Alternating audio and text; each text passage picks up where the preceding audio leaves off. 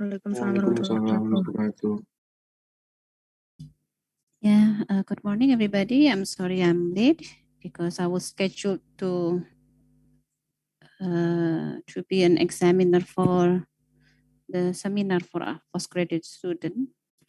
Unfortunately, it is scheduled at this time, so that I have to postpone the class a bit.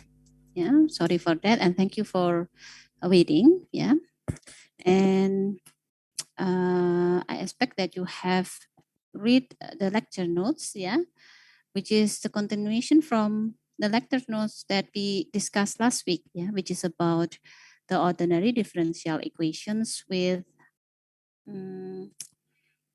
for initial value problem, in which we discuss about the first method is the Euler's method, in which the Euler's method is the first order method, the first order Runkuta method, and that we can also expand to higher order scheme.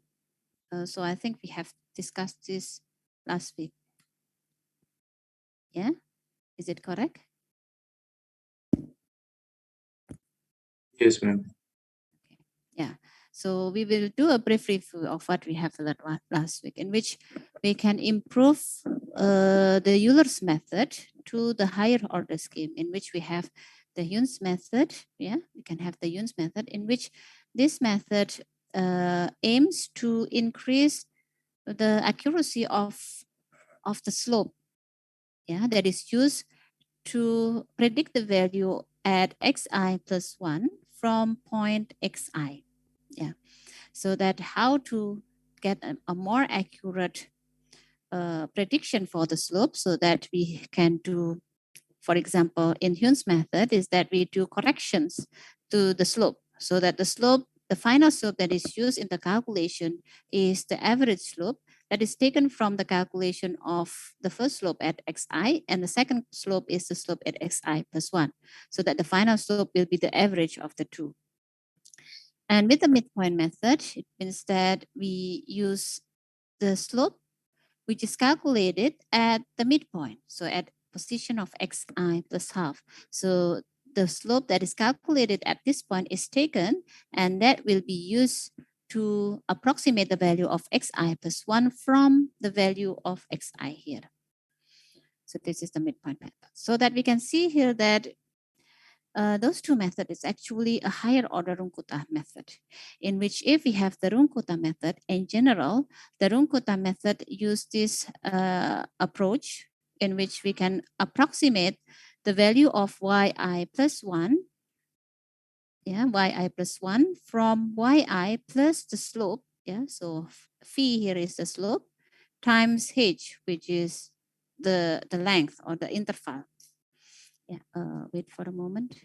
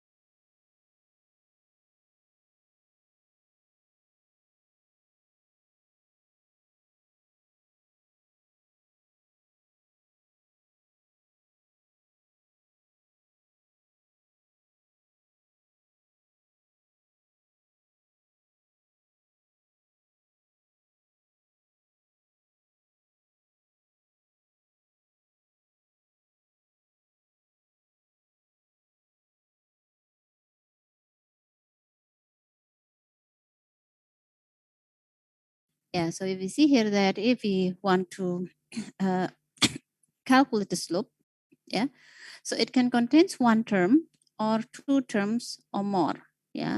So that how many terms that is included in the calculation of the slope, that will define the order of the method. So if, for example, we use only one term here, so A1, K1, so A1 here is the coefficient, K, A is a constant, and K1 here is the slope, which is taken at xi, yi. Yeah, so K is the slope which is taken at xi, yi. So if we use only one term, it means that we will have the Euler's method. Yeah, it means that we will use the Euler's method. If we use two terms, yeah, so it means that we now calculate the slope based on the value of the slope at xi, yi, and another point which is taken at xi plus p1h, yeah, so at p1h, and the corresponding value of yi. If we take three terms, it means that we will use the slope which is calculated at xi, yi, and xi plus p1h, another point in between xi and xi plus 1. And also we use another point as well, another slope as well, which is calculated at xi plus p3h. Yeah, so another point in between xi and xi plus 1. So that we will see here the calculation. Yeah, if we choose first order Runkuta, so with one variable only, or we have yi plus 1, which is equals to yi plus a1k1h, and we take k1 a1 value here is equals to 1, and k1 value here will be fxiyi, so that will be yi plus fxiyi times h, so that will be the Euler's method in which we have done that. Now, if we include two terms here for the calculation of the slope, so here we have the second order Runkuta method. So in this case, we will use K1, which is the slope at xi, yi, and K2 is another slope calculated at another point here between xi and xi plus 1. So that now we can vary the value of A1, A2, P1, and Q11, yeah, so that we can have the second order method. So that if we look at the equations, we can have this constraint in which if we have the calculation of A1 plus A2, so the coefficient of A1 and A2 should be equals to 1. And the calculation of A2P1, that will be half. And the calculation of A2Q11, that should be also half. So that here we have four unknown, which is A1, A2, P1, and Q11. So that we have three equations. So it means that we have more unknowns compared to the equation, so that we can assume one value. If we assume one value, so that we can find the other value. Yeah. So that in this case, we have this constraint, so that we can choose an infinite number of value for A2. Yeah. So we take a value, we assume a value of A2. So if we have this value, so we can find A1, we can find P1, and we can find Q11. Okay, so we will see here the example. If we choose A2 is half, yeah, because if we choose A2 is half, and we have a constraint that A1 plus A2 should be equals to 1. So it means that if we choose this one is half, so that A1 will be half as well. So that if we use this value, so that the value of A2 is half, so this will be the result. So when we choose A2 is half, it means that we have the Hume's method, in which the value of yi plus 1 can be calculated from yi plus half of k1, which is the value of the slope at xi, plus half of k2, in which k2 here is the value which is calculated at xi plus 1, or xi plus h, yeah, which is the interval. So that with A2 is half, we have the Hume method. If we choose A2 as 1, so that we have this one is 1, and A1 should be 0 in order to satisfy A1 plus A2 should be equals to 1.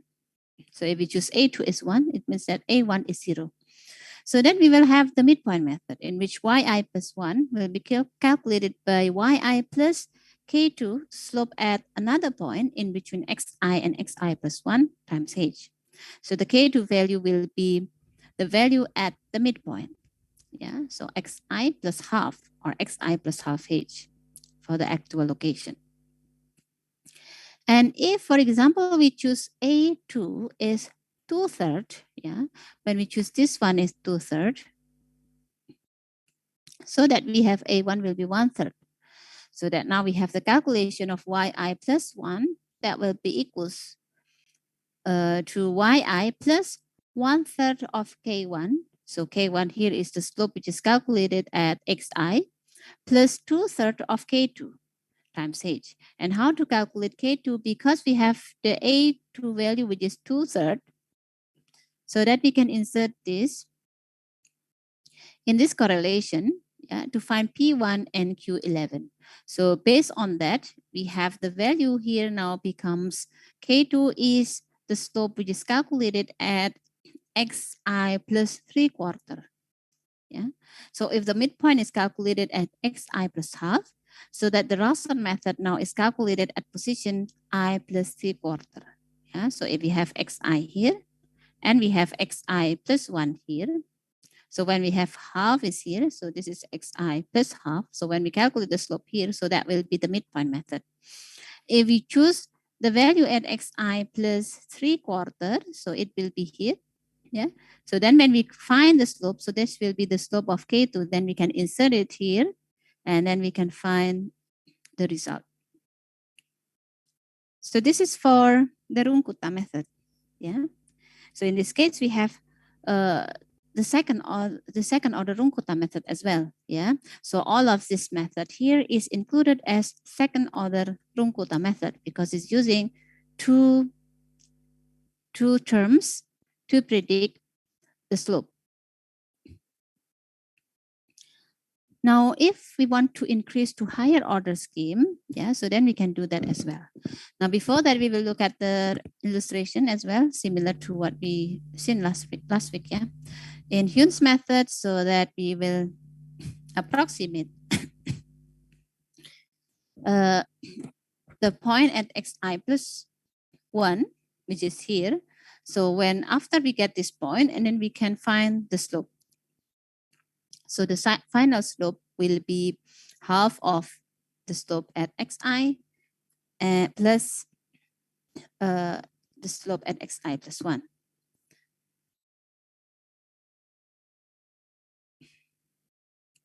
So that if we have the same example as before, so for example, we have dy over dx, in which this is the equation.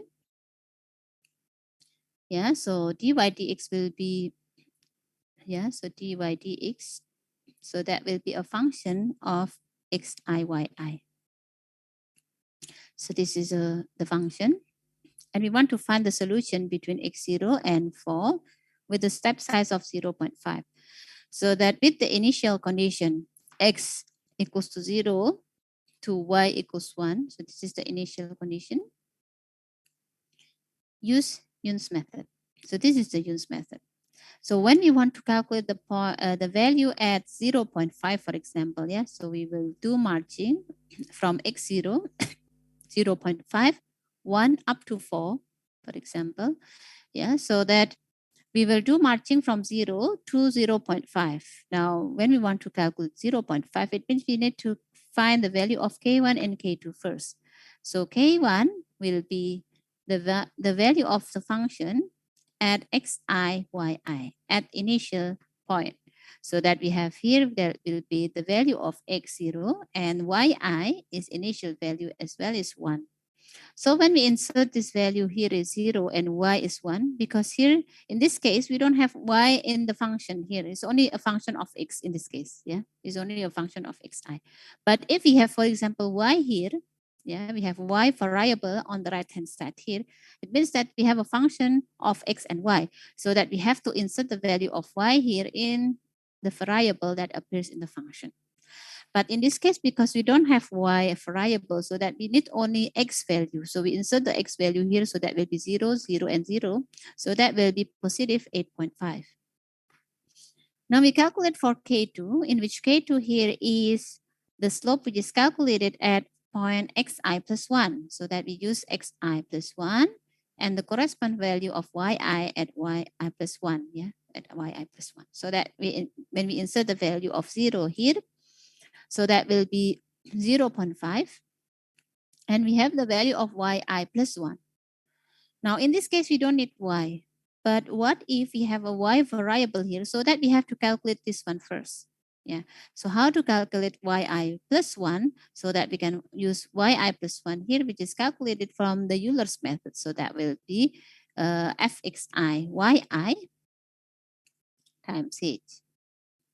So that if we have this one is 8.5 with h value is known, which is 0.5.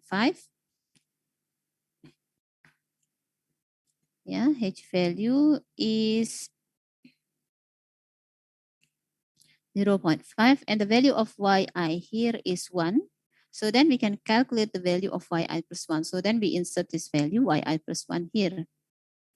And then once we insert it here, we can insert it into the equation and we can find the value of the slope. So that when we calculate y 0.5, that will be equals to y0 plus 0.5 k1 here. We insert the value here plus k2, we insert the value times h. So that will be the final result. Yeah.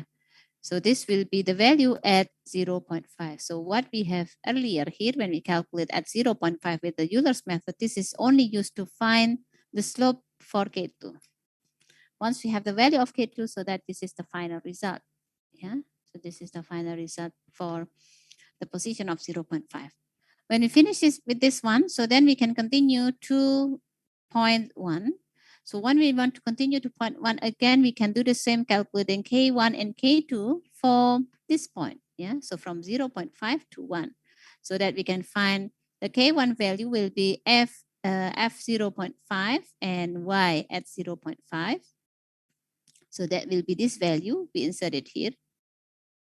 Oh, sorry. No, not this value. So we insert the new value of 0.5 here. Sorry. Yeah, we insert the value of 0.5 and we insert that in the function. So we have the value of K1. And how to calculate the value for K2? Again, we do the same. So that will be F1 and with Y1. What is the value of Y1 here, which is not known yet? So this is calculated with this one. So Y1 from the Euler's method, that will be equals to Y 0.5 plus F 0.5 Y 0.5 times H. So once we have this value, we can insert it here and then we can calculate K2. Again, to calculate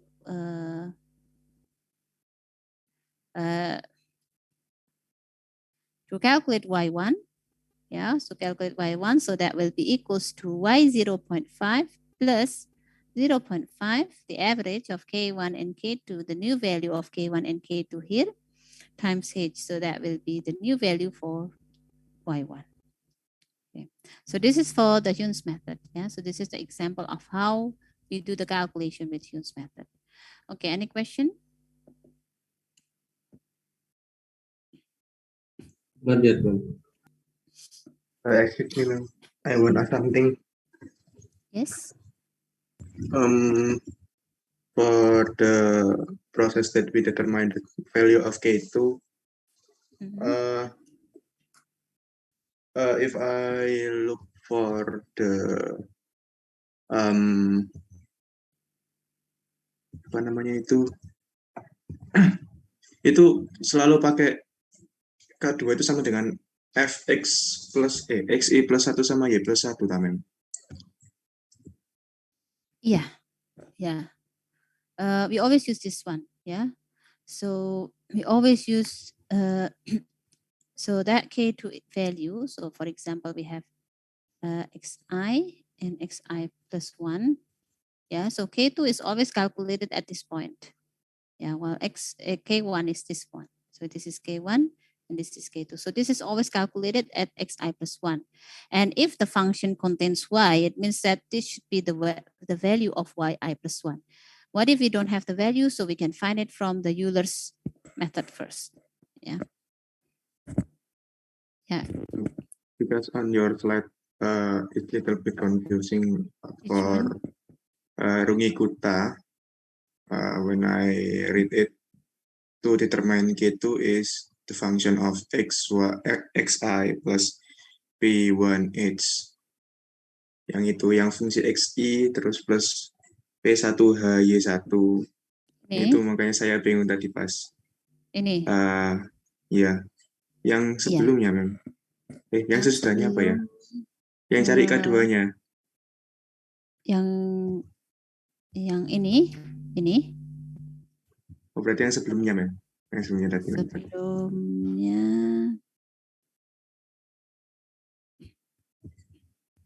Yang mana ya? Nah, sebelum ini lagi, Mem. Sebelum ini? Ya, sebelum ini lagi. Ini Euler's method. Bukan yang di slide yang week 12-13. Week 13. Nah, itu kan ada di setelah improved Euler's method, itu kan ada Runge-Kutta method. Ini? Setelahnya lagi. Satu slide lagi. Ini bukan? Nah, itu memang. Nah, itu saya rada bingung. Tadi kan Anda jelasin kalau K2 ditemukan dari fungsi xi plus 1 dan yi plus 1. Nah, tapi di sini sedikit complicated. Jadi tadi saya, wah kok gini caranya, apa beda sama yang ini, yang K2 tadi sini. Ya, jadi sebetulnya ini sama ya. Di mana P1 ini adalah nilainya jaraknya berapa ya. Berapa bagian dari H terhadap XI ya. Berapa bagian H dari kalau P1 ini 1 berarti kan menjadi XI plus H. Berarti kalau kita punya XI kemudian kita punya jaraknya adalah H, maka ini adalah XI plus 1 ya. Nah, tapi bisa juga ini diambil pada jarak yang tidak satu ya. Jadi P1 nilainya P1 ini tergantung dari nilai yang kita ambil A2 dan A1-nya berapa. Seperti tadi kalau A2-nya kita ambil setengah ya. Kalau A2-nya kita ambil setengah, berarti kembali lagi ke persamaan ini tadi ya. Kita punya constraint di sini bahwa A2P1 di sini harus sama dengan setengah. Jadi kalau kita punya P1-nya tadi A2-nya ini adalah setengah. Sebentar. A2-nya tadi diambil berapa di sini? Ya, A2-nya diambil setengah ya. Jadi A2-nya diambil setengah, A1-nya 1 ya. A1-nya juga setengah ya. Jadi kalau ini diambil setengah, maka ini juga setengah. Jadi kalau A2-nya setengah, berarti P1-nya 1. P1-nya 1 berarti kembali lagi ke persamaan di sini. Berarti kalau kita menggunakan A2-nya setengah, yaitu Young's method, berarti ini harus setengah. Maka ini P1-nya tadi harus 1. Makanya menjadi X1 plus H, berarti diambil pada X1 plus setengah. Ya. Maka berapa Q11-nya? Q11-nya juga 1 ya. Q11-nya juga 1. Karena ini tadi berdasarkan persamaan di sini kalau ini setengah, maka Q1-nya juga 1 ya.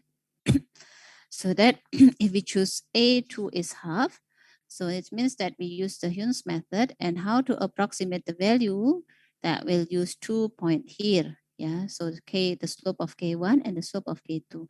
How to find the slope of K2? Then we have to insert the value of Xi plus 1 and the corresponding value of Y to the function here.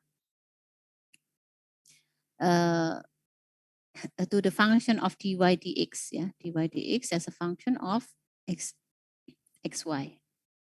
So once we have the value, once we have the value of xi and yi here, yi plus 1, xi plus 1 and yi plus 1, so that we can insert it here to find the slope at this point. Yeah, to find the slope at this point. And how to find the value of yi plus 1 if we don't have the value yet of yi plus 1, because this is predicted as well. The only value that we have is only 2 point here, the initial value. So this is why this ODE is called initial value problem. Initial value problem, because we start from one initial point, yeah, for xi and the corresponding value of yi. So what we have is a value here, but we don't have the value of the function at xi plus 1. So if we don't have the value, so that we have to find it first, the value here using the Euler's method. Yeah, so yi plus 1 will be approximated by yi plus the slope at xi, yi, which is projected to this point. Yeah, projected to xi plus 1. So we have a point there. So then we can calculate the slope based on the value of yi plus 1, which is calculated using Euler's method. Okay, so that will be the explanation, Sultan. Okay, thank you, ma'am. So the conclusion is will be the same, right, ma'am? Yeah, the same. For Yeah, this the calculation is the okay. same. Yeah.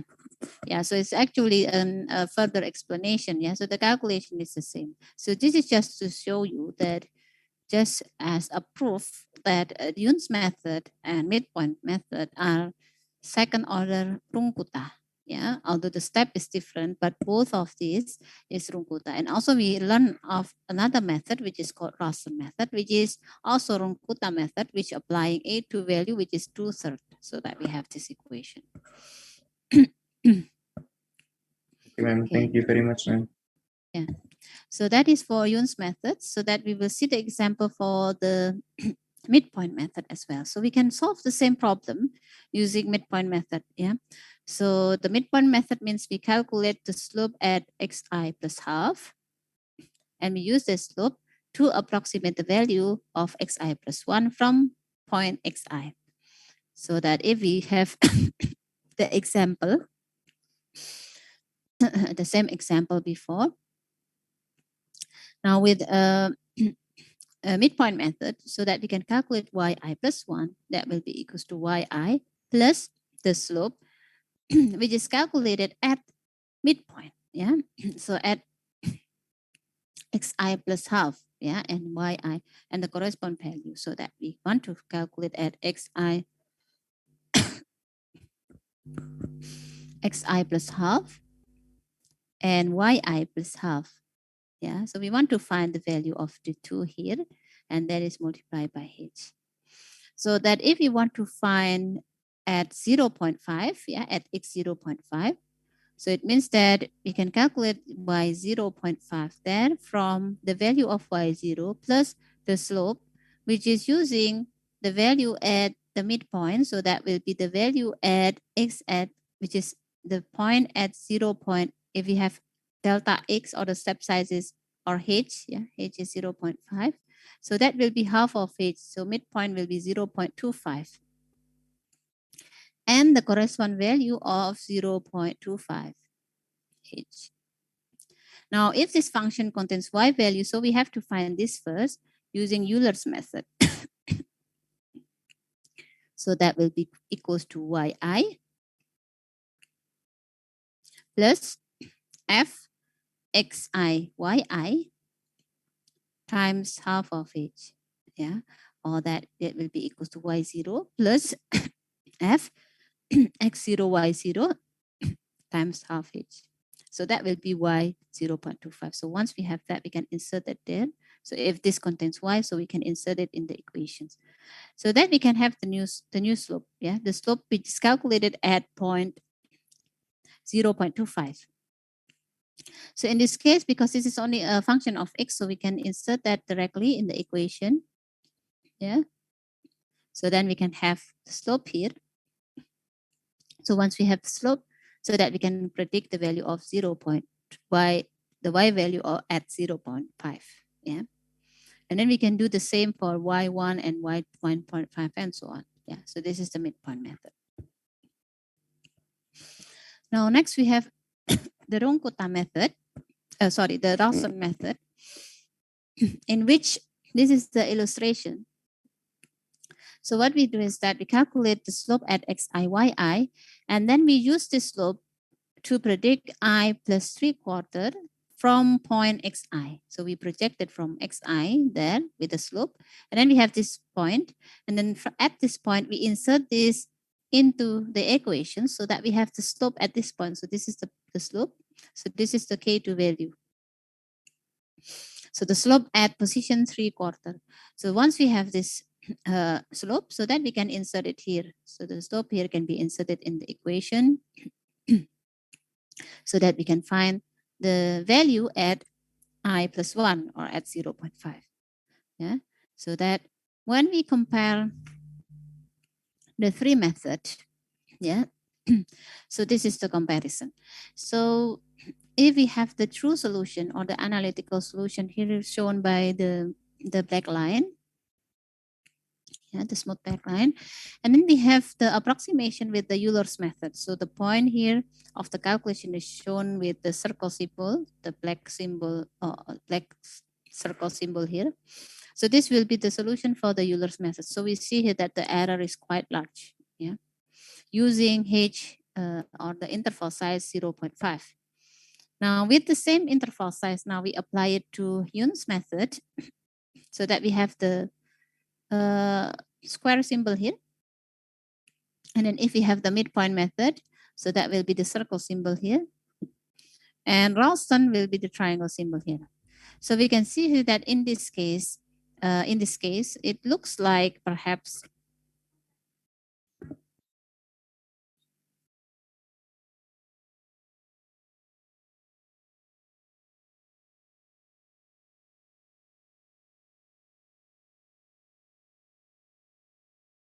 yeah, so we see here that in this case, probably the best will be the midpoint or perhaps the Ralston method. But in general, we can see that all of these three methods here give approximately almost the same level of error. So this is all second order method. Yeah, second order method. Which one is the best in this case? Yeah, we know that these two lines might be the best. But in other case, it might be that Ralston will be the best or Yun's method will be superior than the others. Yeah, but more or less, all of these three methods is second order Runkuta. Now we will see if we want to extend further to higher order method. Yeah, so we can have the third order Runkuta method in which we have three terms included. Yeah, three terms included. So the final result for the calculation for yi plus 1, that will be equals to yi plus 1/6 of k1 plus 4 times k2 plus k3. So we have three slopes here. Yeah, we use the weighing average of free slope, in which the highest way for the slope will be at k2. So if we look at here, what is K1? K1 here is the slope which is calculated at point xi, yi. And what is the value of K2? K2 here is the slope at the midpoint, yeah, at xi plus half. And K3 here is the slope which is calculated at xi plus 1. But be careful what we use in y here, yi plus 1. When we want to decide yi plus 1, so what is the slope that is being used to calculate yi plus 1? So we look at here that actually the slope that is used to calculate the yi plus 1 is actually the minus k1 plus 2k2. Yeah. So the slope that is used to approximate the value at yi plus 1 for calculating k3, it is minus k1 plus 2 times k2. So we will look at the illustration. Yeah. For example, we have xi, and we have xi plus half, and we have xi plus 1. Our goal is to find the value at here, xi plus 1. What we have, the information is at xi and the yi value. So what we do first is we calculate the slope here. So for example, we have the slope, which is k1 here. So this is the slope. And afterward, we use this slope to predict the value at xi plus half. So we have this point, and then we calculate the slope. For example, we have the slope as this one. Yeah, so this is k2, for example. So then once we have the calculation of k2, and then we do the calculation here, the slope, which is minus k1 plus 2k2. So that this calculation, so we have minus k1 plus 2k2. So that will be, say, approximately, yeah, like this. So this will be more or less will be the result. So that we use this point from the value of yi. Yeah, so it means that we predict that from the value here. So we use the slope here, yeah, which is if we have the slope is minus k1 plus 2k2. Then we use it here from point yi to project it to xi plus 1. So this will be the value of the predicted value for calculating K3. So once we have this point here, which is yi plus 1 based on this slope, and then we can calculate the final slope at K3. So once we have K1, K2, and K3, so that we can insert this in the equation. So that will be the final result. Yeah, so say the final result will be, for example, like this one, say like that. So this will be projected from x1 again, xi again, yeah. And this will be projected there, for example. Yeah, so this is just a rough illustration. Yeah, it might be not like this because this is 4 times k, so this should be has the largest way, so probably like that. Yeah. So that we can see here that we need to calculate 3 slopes. Yeah, the slope, 3 slope from 3 different points. So this is third order Runkuta. And then again, we can increase to fourth order Runkuta, in which we have the value at k1, which is the slope at xiyi. And then we have the value of k2, which is the slope at xi plus half. And the corresponding value of yi here, yi plus half, is calculated from the slope of k1 here. Now we have K3. So what is K3? K3 is also the slope which is calculated at xi plus half. But how the y value predicted is using the value of K2 here. So the slope at the new value of the midpoint is used to pre-predict, yeah, to calculate again the value at yi plus half. So that will be K3, and this should be K4, yeah. So K4 here is the slope at point xi plus 1, in which the value of yi plus 1 here is predicted using the slope which is calculated at K3. So this will be the fourth order Runkuta. So I hope this definition is clear enough. So what is the difference between K2 and K3? Yeah, the difference is that the point of yi plus half is calculated with different slope. To calculate K2, we use the slope at K1, while to calculate K3,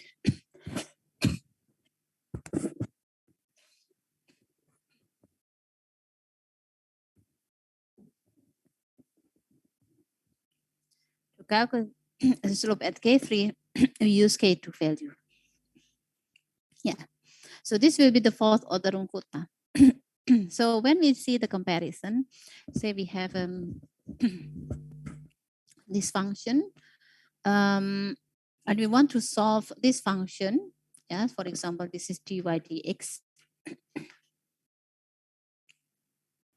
will be equals to this function, and we want to use the first up to fourth order Runkuta to solve the equation from x0 to x to 4.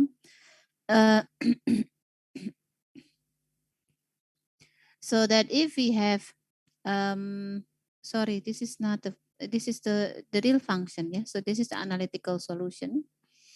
So that if we have the initial condition at x0, the value of y will be 2. Okay, so this one, oh, so this is correct. This is dy dx, yeah. So the exact answer at y4, that will be 75, yeah. So for example, in this case, yeah, so this is the analytical solution, yeah. So this is correct, the analytical solution. So then maybe insert the value here. So that will be 75. Yeah, 75.3. So that we can compare the result at x4 here, and we can plot the relative error to the analytical solution. So we see here that we see that with the Euler method, so we can see the reduction of the error here with the number of effort. And Yoon's method, yeah, this is approximately Yoon's, the midpoint method, or the Ralston method. All of that are second order Runkuta method. Or if we use the third order Runkuta, we see that the error is greatly reduced, even fourth order. And for the Butcher method, we don't discuss this at the moment. Yeah.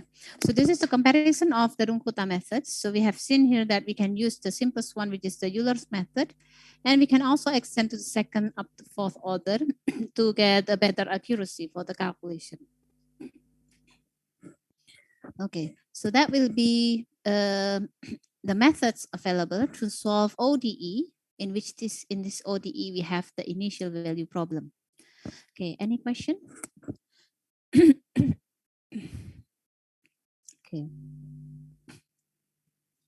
Not yet, ma'am. Yes. Not yet. Okay. Yeah. So that here we will skip this one. Yeah, so this is dealing with, we will not discuss that at the moment. So we will see here that we can solve, for example, problem 25.1, in which we have this ODE, and we can solve this analytically. Yeah. So this is quite easy to solve analytically. It means that we have to put together the variable. Yeah. So that you can solve this analytically, or using Euler's method, which H is known. We have two step size, yeah, interval size 0.5 and 0.25. And we need to compare that with midpoint method, in which we have the interval size is 0.5.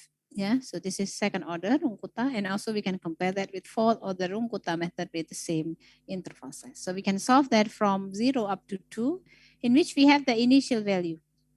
Yeah. So in the initial value at x0, the y value will be 1.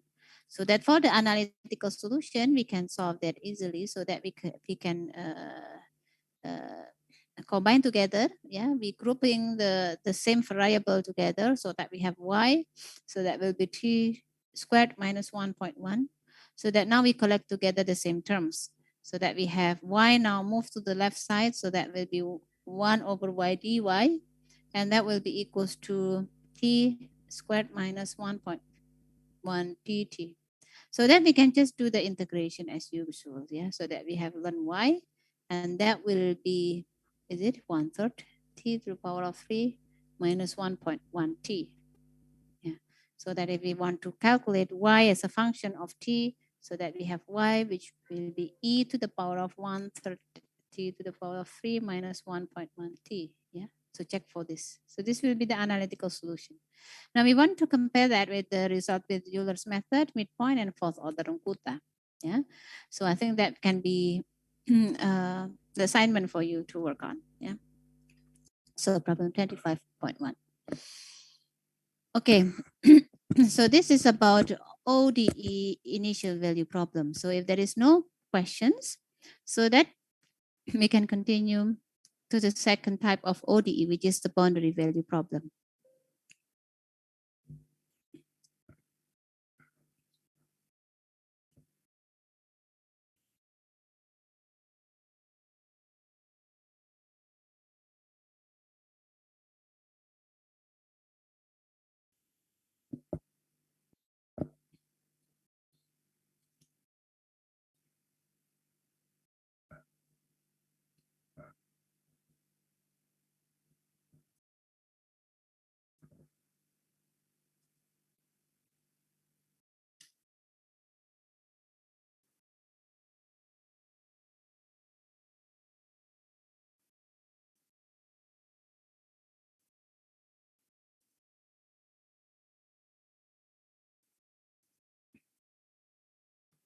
Yeah.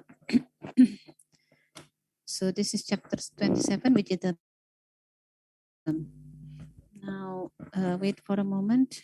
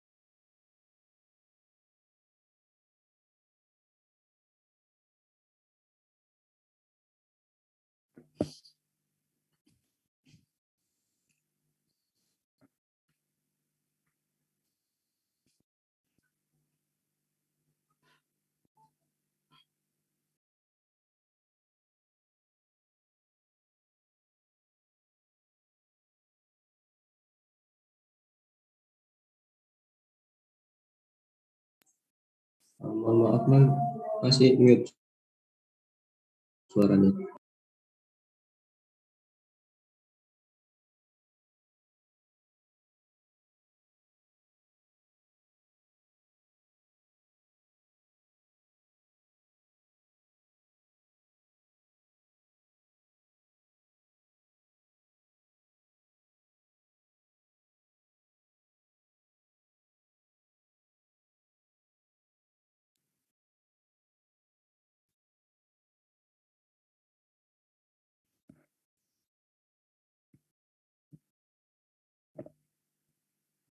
Recording in progress.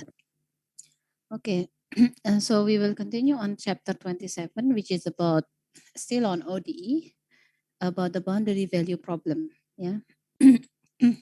So we have learned before that we have an initial value problem in which we have the condition specified at the same value of the independent variable. Yeah.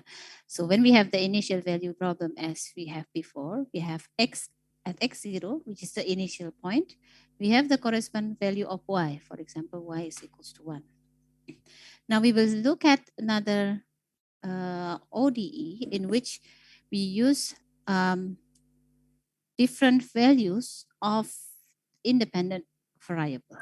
Yeah, so usually we can use at extreme points or boundaries of a system. So for example, we have the value of x at 0, in which we have the value of 1, for example. And we have another point in which, for example, we have x is 1. Now the y value, for example, is 4. So we have two different value of independent variable. One is at x equals to 0 and the other at x equals to 1. So this is called the boundary value problem. We have, because we have a value which bounded the solution. Yeah, we have two value which bounded the solution. Okay, so this is the example of the difference. Yeah, so we can see here we have exactly the same ODE, in which this is the second order ODE. It contains the second derivative and also the first derivative in the equations. The left and the right here is exactly the same equations, but we see here that the treatment is different. On the left, we have the initial value problem, in which we have the auxiliary condition. Yeah, the auxiliary condition is given at the same point. Yeah, which is at t equals to 0. Yeah, so if we look at this function, we have x as a function of t. So we have here that t is taken at the same point, which is t0. So what we have here, we have the x value, and we have the gradient of x, yeah, at t equals to 0. So that will be 2.5. So the important thing is to note here is that if we have if we have the ODE, for example, if we have second order ODE, it means that we have two conditions. We need two auxiliary conditions. Yeah. Now we will look at on the right here, we have exactly the same equation, which is this is a second order.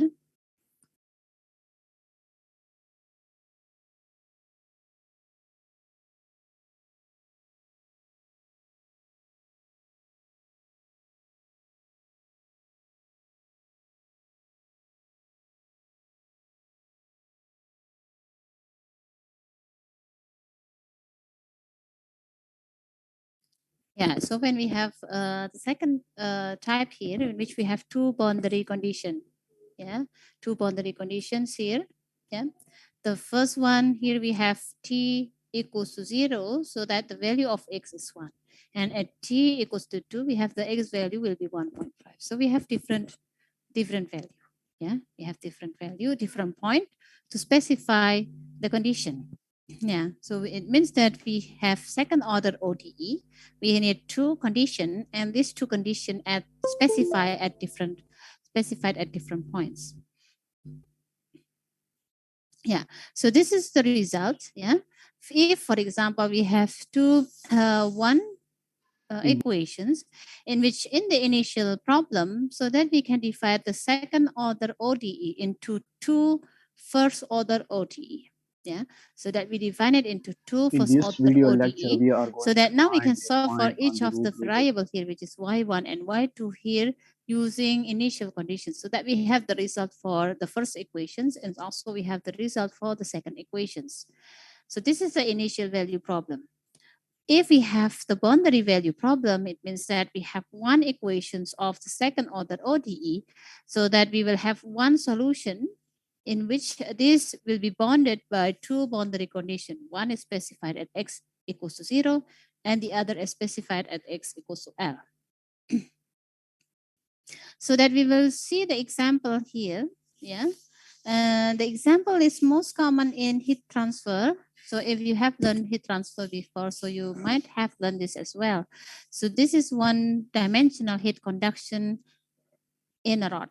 So for example, we have a rod here, and we have the left boundary condition is held at a constant temperature of T1. And the second boundary condition, which is at x equals to L, the temperature is held at T2, so that we will have because this is held at different temperatures, so that we will have heat conduction. In this case, we have the heat flux from T1 to T2, and we also have the heat flux, the heat transfer to the surrounding, to the ambient temperature, which is TA. So here we sort of have a convections to the surrounding. So this is one of the example for the boundary value problem, in which we have two boundary conditions specified at different point, which is x0 and xl. Now, how to solve this? We have two methods. Yeah, the first one is the shooting method, and the second is the finite difference. So what you might have learned in heat transfer is using finite difference method. But we will look at the first method here, which is the shooting method first. And this is basically combining the initial value problem to satisfy the second boundary condition in this case. Yeah. So we'll look at here. Say we have 1D heat conduction in a rod, in which we have the governing equation specified here. So this is the conduction, and we have convection, yeah, and that will be equals to 0. In this case, we don't have the additional source sum. We don't have heat generation, or we don't have the heat sink. Yeah. So that when we have the value is specified, yeah, for example, we have the ambient temperature, which is 20 degrees, and we have the length of the rod, which is 10 meter, and we have H accent, which is heat transfer coefficient. So actually we have convection coefficient, and we have K here, which is the conduction coefficient, if you learn in heat transfer. But now we collect all of this value together, so that in general we have heat transfer coefficient, which is denoted by H accent. And we have two boundary conditions. The first one is specified at x0, which is the temperature held at 40 degrees Celsius.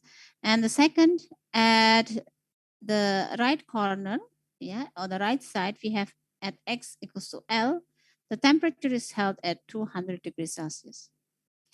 So with this, we can also do the direct integration to solve for the analytical solution, in which this will be the analytical solution. So that if we have the position of x in the rod, we can insert that and we can find the temperature.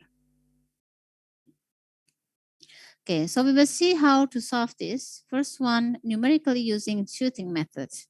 So what we do in the shooting method is that we will use the initial value problem that we have before, in which we will do marching from one point, from initial point to the other point, so that we have up to XL. So for example, we have the value at x equals to 0. And then we have the value here, which is the target at x equals to L.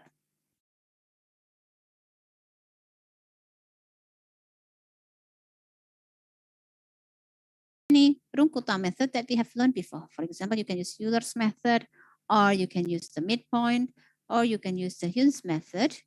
And then we can find the value at x equals to L. So for example, here we have the value of XL here is too large, or we can say that there is an overshoot. So it means that this not the result that at this point is not satisfying the second boundary condition, which is specified. So in this case, this distribution cannot be used. So then we will try to the second attempt. Yeah, so we will try to the second attempt is that we lower the slope. Yeah, we lower the slope. So if initially we have higher slope like this one, because this is the result will be overshoot. So that means we have to reducing the gradient or the slope. So when we reduce the slope here, so then we can do the calculation marching from one point to another point here, and we have the value which is like this. So we have the value for two boundary condition. The first one will be the initial condition, and the second here, the second will be the second boundary condition in which this value, which is predicted, will be undershoot or below to what we expected as in the boundary condition. So that we can try the third attempt in which we can calculate for the correct slope so that we can get the result which hit into the target. Or it means that from the marching that we've done, from the marching that we've done, we obtain the value at the boundary condition of the second boundary condition, which is at XL here, which is satisfy the value. Yeah. So the result that we have satisfy the value at the boundary condition. So this is the shooting method. So we will see how it goes. How is the procedure with this? Okay. So what we do is that when we have, for example, the second order ODE, it means that we need two conditions. Yeah. But when we use shooting method, it means that we only use one of the condition, which is the initial value. Now we need another initial value. So what we do is that we guess a value for the auxiliary condition. Yeah. So we have to choose a guess for the second initial condition. Yeah, for the second initial condition. In this case, in the previous example, we assume the slope. So the slope here is assumed. Yeah. So we take one value as the slope, as we've seen before in the shooting method. We can change the angle, when we shoot it. So here the slope is assumed, and then we solve the initial value problem using Euler or other Runkuta and check if the second boundary condition are satisfied. Yeah, so the result on the right side is satisfied. If it's not satisfied, it means that we have to change the value of the slope. Yeah, if it's too large, it means that we have to reduce the slope. If it's too low, it means that we have to increase the slope up until we have the point, the last point, which is satisfying the second boundary condition. So this is the procedure. So this is an iterative procedure. And to make it faster, to get the solution to satisfy the boundary condition so that we can use interpolation in updating the slope or the guess. Yeah. Okay, so we will see the example here for the problem that we have before, which is the 1D heat conduction. Yeah, so this is the equation. I will write it down again. Initially we have that one. Yeah, TA minus T, that will be equals to 0. And then we move that to the right-hand side so that we have the second derivative of T in X. So that will be equals to heat action T minus TA. So because we have two second order ODE and we want to solve it using initial value problem, so that we have to decompose it into two first order ODE. So if we look at here, so this is actually d dx of dt dx. So the second derivative is the derivative of the first derivative. Yeah. So that here, if we substitute dt dx with z, So that we have dz dx, yeah, so that will be dz dx is equals to h accent t minus ta. And the first equation is that dt over dx is equals to z. Yeah, so that we have two equations to be solved. So that here we will look again what we have learned last week. We can have two set equations, yeah, two set of ODE to find for the unknowns. So in this case, we will find for the unknown, which is the temperature. Yeah. So that in this case, we have the initial temperature. Yeah, we have the first value, which is at x0. The temperature, for example, is 40 degrees Celsius. Yeah, on the left. And on the right, we have at x equals to L, the temperature is 200. Yeah, so this is on the based on the boundary condition that we had before. So this first boundary condition can be used as the initial value. But we need another initial value, which is the slope. So that here we assume the slope. So the slope will be dt dx or the z value. So here we assume that the slope at x equals to 0. So another initial value, which is at x equal to 0, we have z is equal to 10. How this value comes from, we just guess it. Take any value, use that as the slope, and then see how the results. Yeah. So that when we have that value, so that we can calculate for the margin. Yeah. So we have initial value for Z, which is 10 from the guess, and this is from the boundary condition. Yeah, from the first boundary condition. So that we can do margin up to L. Yeah, up to the right side. Okay, so this is a real calculation, so that we have here the equations. We convert it into first order equations like this one.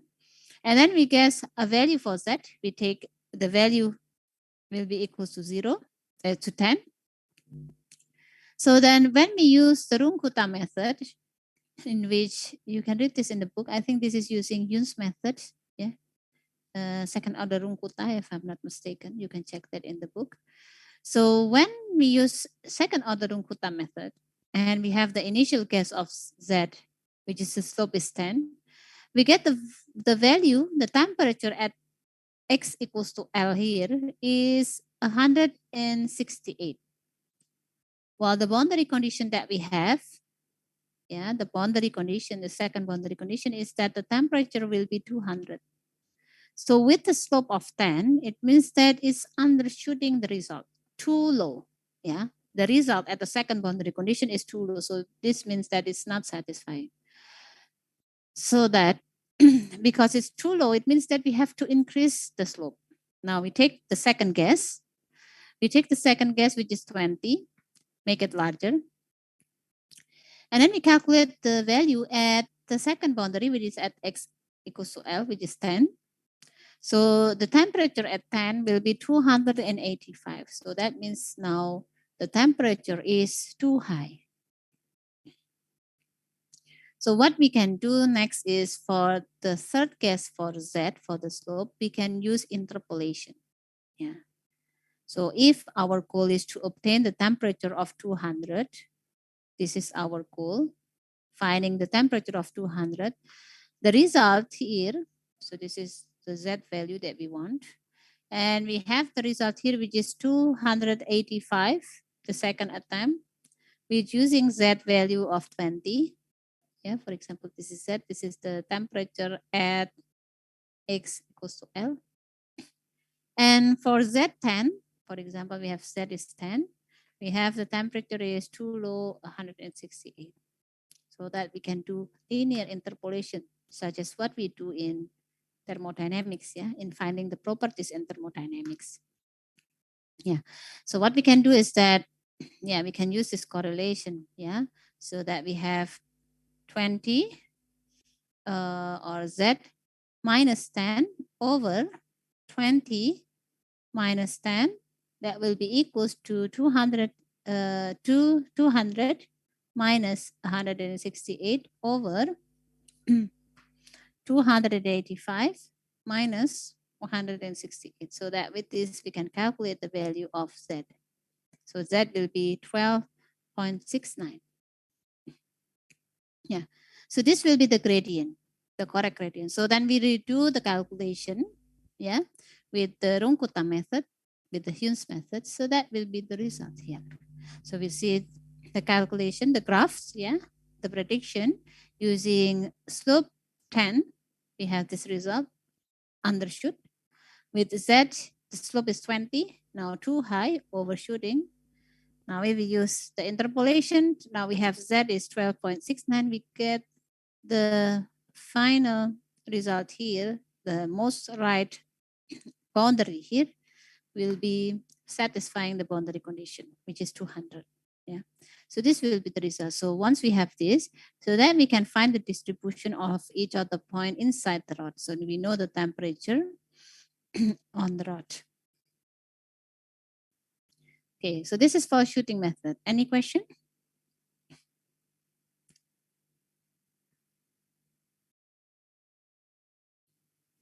Good, ma'am. Not yet, ma'am. Okay. Okay, so this is for the shooting method, yeah? So we have to repeat the procedure. Now we will continue to the second method. Yeah. So this is the properties of the shooting method. Oh, we will see the example, another example first before we continue to the second method, in which we have another example here. Yeah. So this is also important for you to know. Yeah. Sometimes in numeric we use this symbol. Yeah. Now, if you have this symbol, don't be confused. Yeah. I think you have know that we have m dot before, for example. So that will be the first derivative. M dot is dm over dt. Yeah. The rate of mass in time. Or if we have y dot, yeah, for example, in this case, in which y is a function of x, so that will be dy over dx. And if we have y double dot, yeah, so that will be the second derivative of y in x. Yeah. So if we have this one, so this is similar to write it down as this one.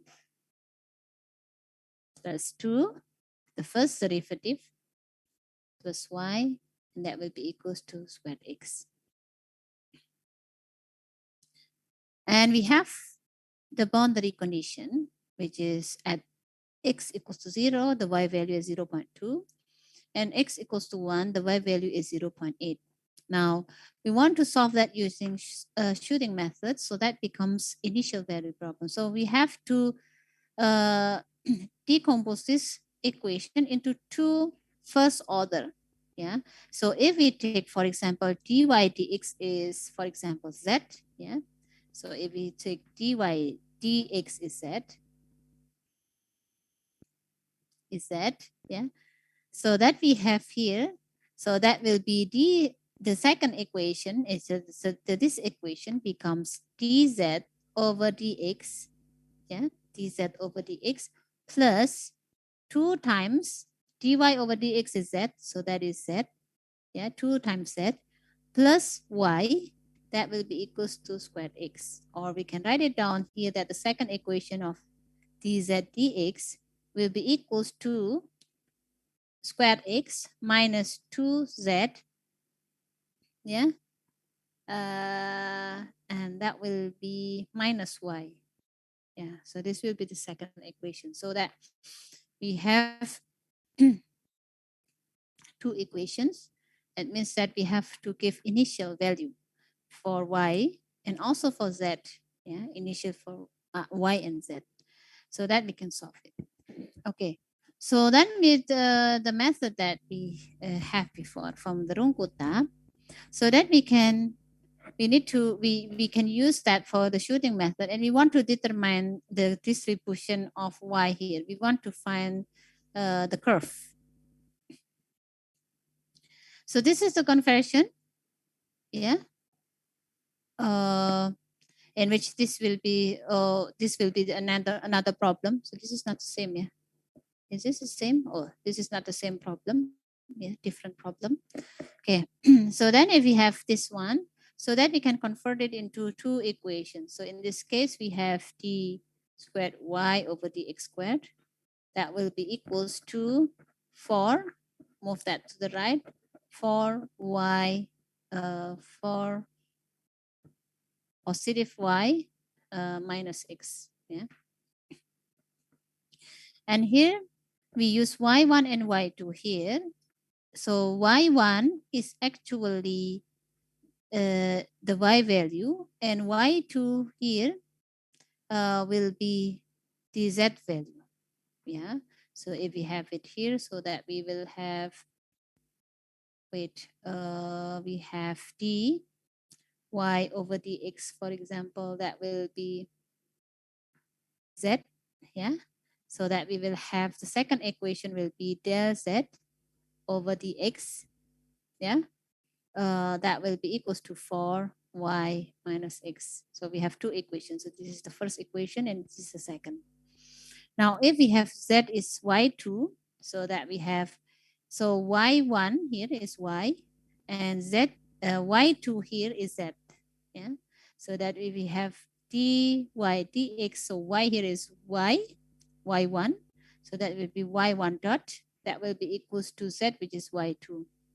And we have y2 dot, which is dz over dx, y2 dot. That will be equal to 4 times y, which is y1 minus x.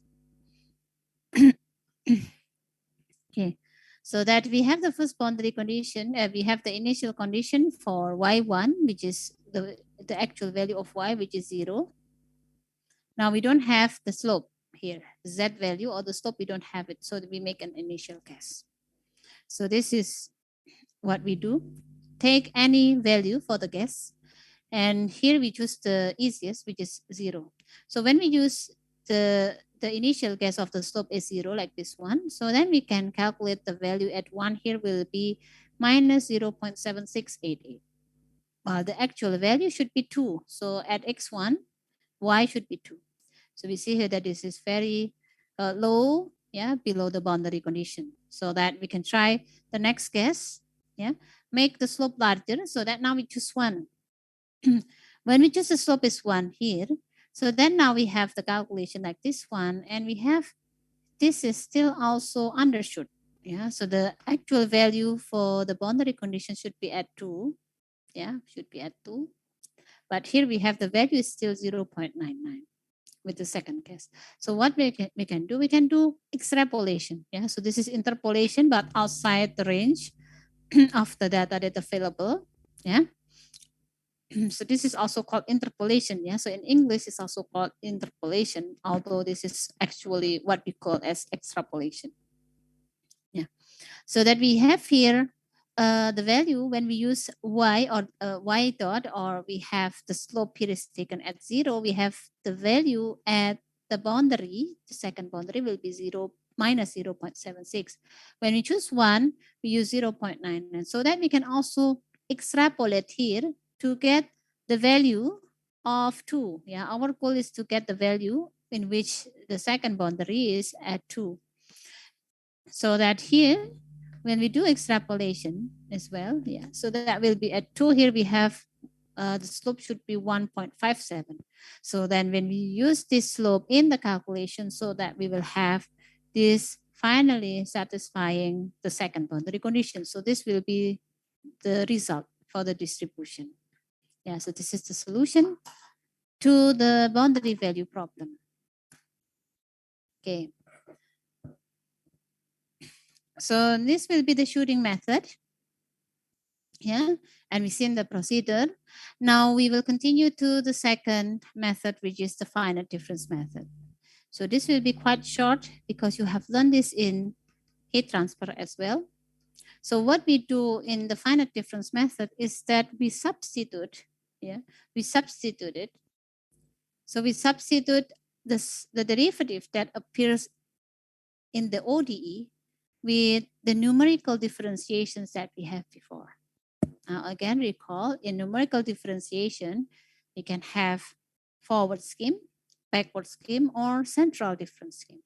Now in this case, we will use central divided difference. Yeah.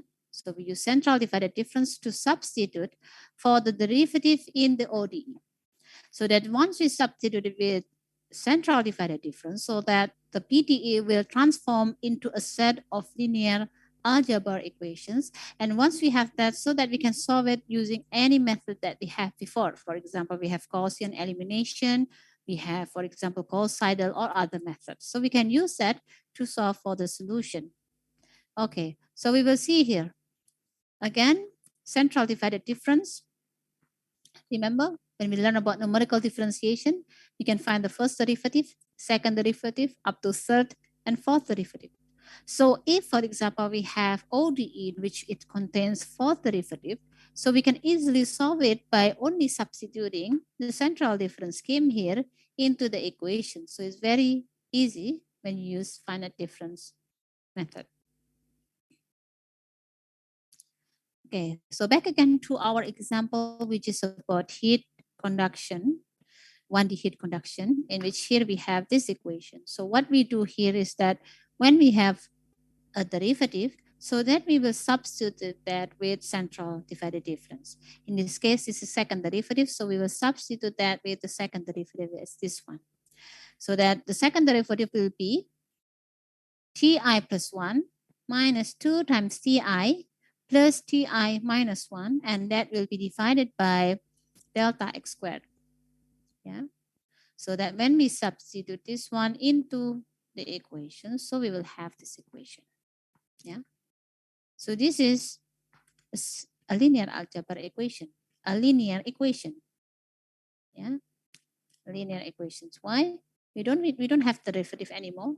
And this is all first order, yeah, linear power 1. So this is a linear equation. Yeah, so when we have T here, so that directly becomes Ti at the temperature at that point. Okay, so once we have this equation, so that we can do discretization, yeah, so we can divide the length, for example, into points, yeah, into points. So that will be finite difference. So that we will collect the term together here. We have Ti, we collect together. We have Ti, and Ti, we collect together. We have Ti plus 1, and we have Ti minus 1, and all the constant can be moved to the right-hand side. Yeah. So this will be here. This will be it. Yeah. So we have Ti minus 1, we have Ti, we collect together the coefficient, then we have Ti plus 1. And all of the value, the constant value, will be the right-hand side. So again, when we have this one, we can apply to the interior point of the domain, so that what we have will be A11x1 plus A12x2 plus A13x3. So that will be P, or back again to what we remember when we solve about set of linear algebra equations, so that we have matrix coefficient matrix A times the factor of the unknown factor X, that will be the right-hand side P. So the unknown here will be the temperature here. The right-hand side here will be all the constant value, which is usually obtained from the boundary condition as well. Yeah. Okay. So we will see that this equation now will be applied to the interior point. And the first point and the last point will be the boundary condition. So that will be a total of 5 points. So if there is a total of 5 points, it means that we have 3 interior points, or we have 3 unknowns. It means that we have 3 equations as well. So 3 equations to solve 3 unknowns. Okay. So we will see here the explanation. Say we have the example, yeah, we will see an example, slightly different example here. We have second order ODE. Now we have the second derivative, so that we can substitute it with this second derivative. So that will be yi plus 1 minus 2yi plus yi minus 1 over square delta x. So we substitute it here. And we have minus 2 dy over dx, in which dy over dx here will be yi plus 1 minus yi minus 1 over 2 times delta x. So this is for the first derivative using central difference. So both of these are central difference approach. Minus y plus x, that will be equals to 0. So that when we insert this value, so we will have a linear equation. And we have 2 boundary conditions here is specified, and delta x is also specified. So that here we can substitute it collect together the terms. We have yi plus 1, we collect together. We have yi minus 1, we collect together so that we have the coefficient here. And also yi, we collect together, and xi. So that if we have from 0 up to 10, and we have delta x is 2, yeah, so that we have, for example, from 0 to 10, so that with delta x2 we have 0, 2, 4, 6, and 8. Yeah, so it means that we have 1, 2, 3, 4, 5, 6 points, including the boundary condition. Now we have the boundary condition is specified at x0, so this will be the boundary condition, and x at 10. So that the interior nodes means that we have 1, 2, 3, 4. So 4 interior nodes. So for each of the node, we will apply this equation. Yeah. So for example, if we want to find y at 2, so that will be calculated from y at 4 minus 1.5y at 4 on the right side, yi plus 1, the right side, minus 5 times y at 2, plus 2.5 yi minus 1, the point at 0, plus xi, that will be equals to 0. And we can also apply the same for the other points. So this will be the equations. Yeah. So if we have an index of 0 up to 5 for all of the points, so we have 4 interior nodes. So this will be the 4 interior nodes, which is at 2, 4, 6, and 8. So this is the corresponding equation. If we have the boundary condition here, we can insert that as well here. We have y5, so that we can insert it in the equation here. So that this value should move to the right-hand side. Yeah. So the constant value later will move to the right-hand side, so that we can form the matrix in which we have here the coefficient of the point itself, or I, the coefficient of I plus 1, and the coefficient of I minus 1. So we have a banded matrix here. Yeah. So we have a case of a banded matrix. So you will see here that when we have a banded matrix, it typically arise from the finite difference problem. Yeah. And we have the unknown here, and this will be the right-hand side. So that when we have this matrix constructed, so you can use Gaussian elimination, for example. Yeah. Or if we have the right-hand side changing by time, so that we can use, for example, LU decomposition, or even iteration method, such as Gauss-Seidel. So you can see that there is a correlation between what we have learned previously to what we are aiming to. Yeah. So when we learn about ODE, we talk about more complex equation. This is really relates to engineering problem. Yeah. We commonly found partial differential equations and also ordinary differential equation in mechanical engineering. So how to solve this? So you can see the big picture now. So what we do is that we do discretization, and then we can apply the solution for set of linear algebra as what we have learned before. Okay, so I think that will be all for today. Yeah, any questions? Maybe review lagi mungkin tanya minggu depan. Ya, kenapa? Mungkin masih belum, Mem. Mungkin Okay. nanti pas ada problem-problem gitu mungkin besok bakal ditanyain. Okay, yeah. Okay, so yeah, because I think you have learned about this as well, yeah, in heat transfer, yeah, is that correct? Yes, ma'am. Okay, so when you learn in heat transfer, if I'm not mistaken, that is using Gauss-Seidel for the solution, yeah. So it's using iterative method in which, yeah, basically it's using Gauss-Seidel to solve the set of linear algebra equations. So that will be one of the example, yeah. Okay, so yeah, before I close this class, there is a little bit more here, which is relates to the MATLAB. Yeah, so that for the solution for the ordinary differential equation, particularly this is for for the initial value problem. So we can use a special function in MATLAB. Yeah, so there is a built-in function in MATLAB in which we can find the solution by calling the name, yeah, of the function.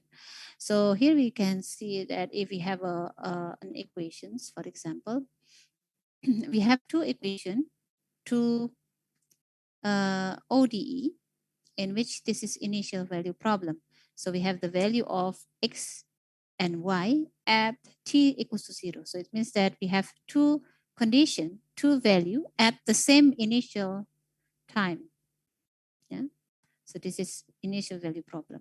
So that when we want to solve this in MATLAB, you can do that. First, we have to define, we have to insert or defining the equation that we have. So we see here that we have a function of yp. We give the name for this would be the name of bread tray, for example. You can give any name. So this is the name. So that will be inserting two equations that we want to solve. So this is the first equation, which is 1.2x, in which x here is defined as an array, which is this x will be the first element in the array. So that will be y1 minus 0.6 x, which is y1, times y, which is the second element in the array. And we have also the second equation in which we have here minus 0.8 times y2 plus 0.3 times y1 times y2. Yeah, so we have defined the function here. Now, how to solve that in MATLAB? We have a built-in function which is called ODE 23. Yeah, so this is will be the second order Runkuta. Yeah, ODE 23. So that when we want to plot the graph, we should define the x value or the t value in this case, the abscissa. Yeah, the abscissa is t. So that we have to define the abscissa will be a span. There will be a span for the abscissa which is from 0 up to 20. And this will be the initial condition. So y0 is the initial condition, which is the initial condition for y1, which is the x value, will be 2. And the initial condition for y2, which is y, is 1. So that we can call the function, we can call the function which is ODE23, and we put that in a matrix which is TY, yeah. So that will be equals to ODE23. We call the function which is spread prey, comma, the C-span, the abscissa value that we want to generate from 0 to 20, and the initial value. Yeah. So this is the argument that is passed using function ODE23. Yeah, so how to see for the argument that is passed, you can look at the MATLAB manual help, yeah, or the documentation of MATLAB. Yeah. So that when we insert, when we put in the function, the span, and also the initial value, and then we plot it so that we will have the result here. So in this case, we have two graphs in which these two graphs first represents the first equations of the ODE, and the second is the second equation here. So this will be the equation for x, yeah, starting from initial value of 2. So this is the graph, and this will be the second equation of the ODE. Okay. So this is how to directly solve it in MATLAB, yeah, in which what MATLAB do is actually applying what we have learned. Yeah, so MATLAB is putting the algorithm inside. Yeah, so built as a built-in function. Right. So that is for solving initial value problem using MATLAB. Yeah. So I think that will be all for today. Yeah. So we will continue again next week, inshallah. Yeah. On the calculations of on the solution of PDE, yeah, partial differential equations. Now, before that, I want you to work on the problem, yeah, on the problem that we have before, which is on the slide, the previous slide, yeah. So that will be on lecture note week 13, which is about the ODE using solve the ODE using analytical solution, yeah, and then using Yun's method, midpoint method, and fourth order Runkuta, yeah, and then you need to also plot the graph, yeah, So when you do that, it means that you have to do that manually, not using MATLAB. Yeah. But later, if you want to plot the graph, you can use MATLAB or Excel. Yeah. But for the calculation, you need to do it by hand. Yeah. Okay. Okay. So that will be the assignment due next week. Yeah. Assignment due next week before the class started. Okay, so next week class we'll back again. Hopefully we can start at 9:45. Okay, so that will be the end. Any question? No, ma'am. Clear. Okay, okay. So thank you. Wassalamualaikum warahmatullahi wabarakatuh.